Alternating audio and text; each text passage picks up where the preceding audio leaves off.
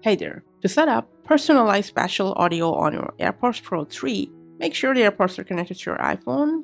Let's go ahead and open up settings. From there to the AirPods settings, scroll down and enter personalized spatial audio, and then just hit personalized spatial audio. Press continue. Now, if you're wearing the buds, just make sure to take it off, and then press OK in this pop-up, and then hit continue. You can check out this tutorial to see how you would rotate your head left to right to capture the measurements of your head and your ears. And then you can hit start capture. And then just hold the phone over your face and capture it by rotating. When it's done, hit done, and spatial audio will be turned on.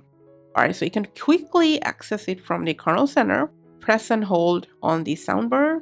Now, if spatial audio seems grayed out, and maybe it shows not available, don't worry, just go ahead, play any sound, music, song, anything on your iPhone, and then come back in here and you'll see it won't be grayed out anymore. You can tap on the icon and switch between fixed and head tracking mode.